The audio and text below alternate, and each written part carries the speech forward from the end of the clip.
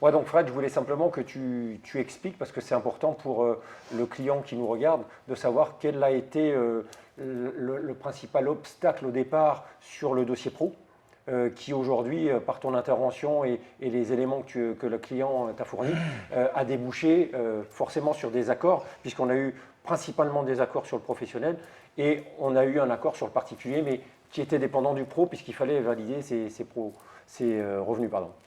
Alors, je dirais que sur la partie pro, le projet en tant que tel, qui était l'acquisition de murs pour héberger la société d'exploitation, il n'y avait pas, entre guillemets, il n'y avait pas réellement de gros blocages, dans le sens où l'activité, elle est là, ça fait des années qu'ils sont présents. Donc le transfert de leur activité d'où ils sont aujourd'hui, c'était pas dérangeant. Le fait, en fin de compte, c'est qu'étant donné qu'il y avait deux dossiers en un, oui. Il fallait que la société d'exploitation puisse permettre de dégager des résultats suffisants pour assumer aussi bien la partie pro que la partie acquisition de la résidence principale. C'est ça. Et là, en fin de compte, c'est là où les banques ont un petit peu tiqué, parce qu'il y avait une augmentation du poste salaire et traitement qui était assez importante.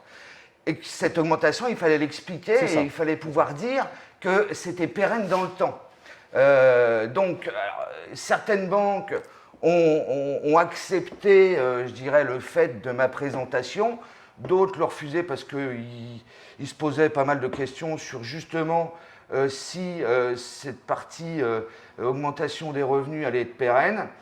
Voilà, heureusement pour nous, il y en a une qui l'a appréhendé de manière positive. Et ce qui nous a permis d'avoir une finalisation qui correspondait aux attentes du client, parce que c'est ça aussi qui est le point important. Ce que tu évoquais tout à l'heure sur ta façon de travailler et la synergie, donc la synergie que tu as eue, toi, avec le comptable de l'entreprise, a été profitable pour que le dossier puisse aboutir, parce que sans lui et sans toi et sans votre entente pour aller dans l'intérêt du client, elle a été forte.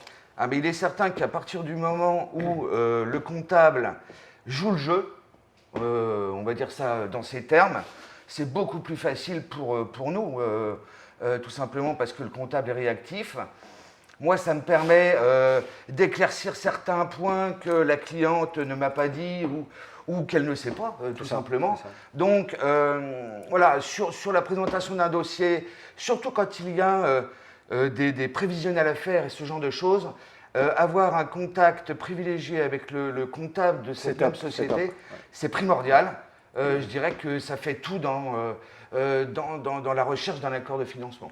Est-ce que la réactivité de la cliente qui, elle, dès que tu lui posais une question ou demandais un document, fait qu'elle te l'a envoyé sous les 48 heures, voire 24 heures, c'est aussi positif vis-à-vis de la banque qui voit que ça match, c'est-à-dire que la cliente, elle a vraiment envie de faire son dossier. Donc pour toi, est-ce que tu penses que c'est un élément important à ce niveau-là aussi? La banque, elle voit que derrière, c'est réactif et de la partie du comptable et des clients aussi, puis qu'ils s'investissent à bloc. Non, mais ce qui est certain, c'est qu'on ne peut pas aller chercher un financement avec un porteur de projet qui est absent. On est d'accord. Donc à partir de ce moment-là, si le client a réellement envie de faire son projet, de fait il est réactif et quand on lui demande des pièces, il nous les envoie sous 24 heures. S'il nous les envoie au bout d'une semaine ou 2 semaines, ça ne sert à rien, tout simplement parce que la banque estime, si la banque est intéressée par le dossier, qu'en face, le porteur du projet n'est pas au fait de son projet. Donc voilà.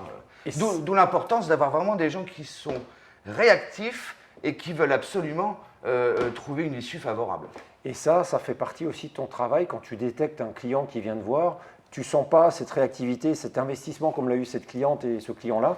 Tu sens tout de suite c'est un dossier qui ne peut pas aller au bout. Mais ce qui est certain, c'est que de toute façon, quand moi je prends un dossier, je préviens toujours le porteur du projet que je souhaite le rencontrer. Bien sûr.